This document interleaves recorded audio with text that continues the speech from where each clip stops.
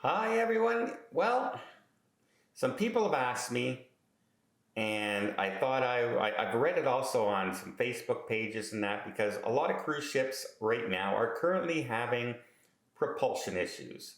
We had the Royal Caribbean ship couple weeks ago in Alaska that had to cancel two sailings because of propulsion issues. Then we have now the Oasis of the Seas having issues. We have the Anthem of the Seas having issues. And they're not the only ones. There's other cruise lines out there that are also having propulsion issues as well. And it just goes to show are cruise lines cutting back on maintenance?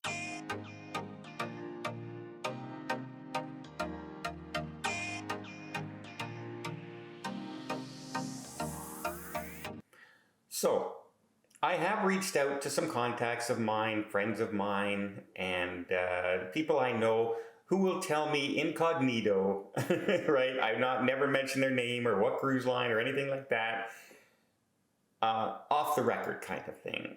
And they say that as far as like engine maintenance and mechanical repairs and things like that, they are not cutting back. They are on top of that. Because it's not beneficial for a cruise ship to break down, right? Potential loss of income, they might have to refund money back. It's not worthwhile for them to not be able to complete the sailing they're on, or even perhaps have to break down and actually cancel sailings, which happened on Royal Caribbean and Alaska. Two sailings. You know how much money two sailings is on a full ship, say that holds 3,000 passengers? That's millions of dollars. So no, it's not worth it for them to cut back on maintenance of that kind.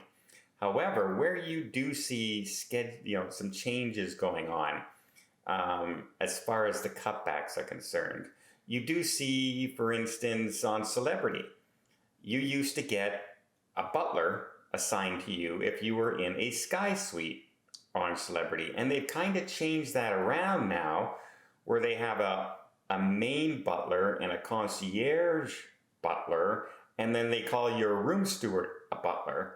But he might be doing 15 cabins that are just regular, balconies or inside cabins, and then come to your cabin and you're a suite guest and he's considered a butler or she's considered a butler.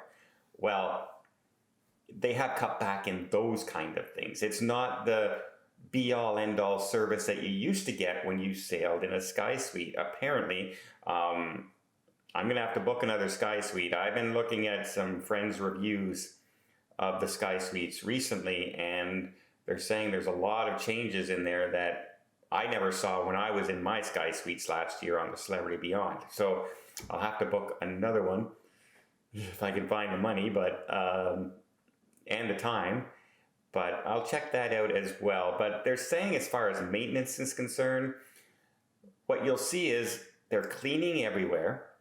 Cleanliness is still a big thing because cleanliness leads, to COVID possibilities spreading. They're always wiping things down. They're cleaning the kitchens. All that kind of maintenance is still going on. For one thing, they don't know when the inspection is going to be. An inspection can just pop up tomorrow with no warning. They get on board the ship and they start inspecting your ship, and that's your score, whether or not you're ready or not for it, right? So that kind of maintenance, so your food, kitchens, and all that, don't worry about any of that kind of maintenance. It's being looked after because they have to. You don't want to be like that one cruise ship last year that had a failing grade, right? The only large cruise line and large cruise ship to have a failing grade, because it was all over the news how bad that ship did. And so I'm quite sure many, many people thought twice about going on that ship after all those reports came out. So where are they cutting back? Where I'm being told a lot of the cutbacks are coming is like visual maintenance, shall we say. Things like your balcony and rust spots starting on your balcony, where they might have jumped on it and painted it right away the minute it started to show. Now they're waiting a bit for it to get larger and then painting it. instead of doing it, say, maybe they were doing every month, they were doing that kind of maintenance. Well, maybe now it's every 6 weeks. They spread that out a little longer, and every time they do that, they save a little bit of manpower, they save a little bit of money. Yes, the ships do look more run down. I've recently been on some ships that, the interior looked fine. The exterior made it look like these ships are about ready sometimes to go into retirement. Because, if you see rust on the side of a white ship, it's very easy to spot, and it makes the ship look old.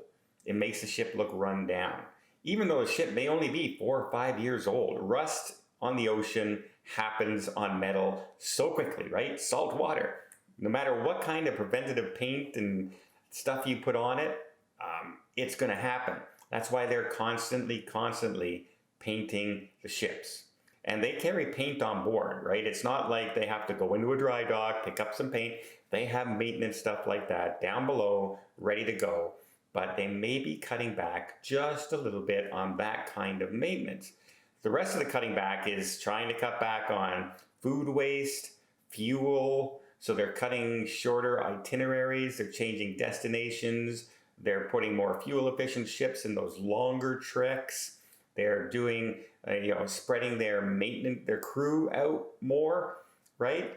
Some cruise lines used to have 2 room stewards doing their thing for you. Now they're down to 1, and that person's still doing the same amount of rooms.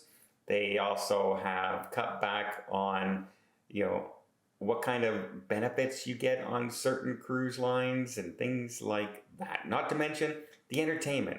Entertainment is a big thing on cruise ships, but they've cut back on some of that as well. One cruise line's come right out and basically cut one of the main Broadway shows on all their ships.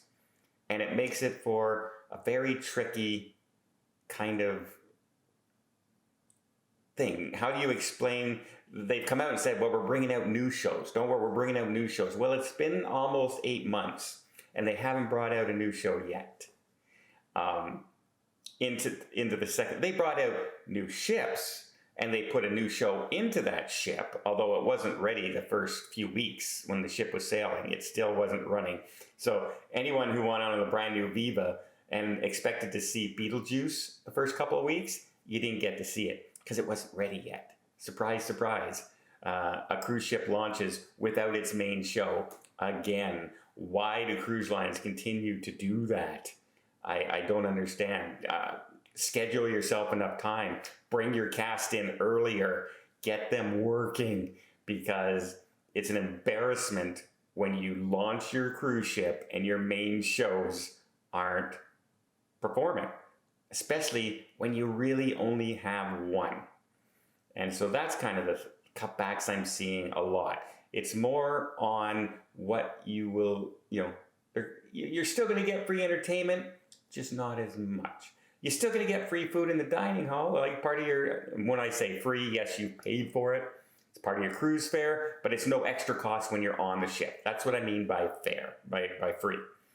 And so you get on the cruise ship and you go to the dining hall, and there's a few less choices than there used to be. Oh, and if you want that third entree, well, it's going to cost you money this time. Or if you want that extra lobster tail, it's going to cost you money this time. That's where they're cutting back. Are they cutting back on engine maintenance? From all things I'm told, and these people would tell me the truth, no, they're not cutting back on maintenance like that. But they are definitely cutting back.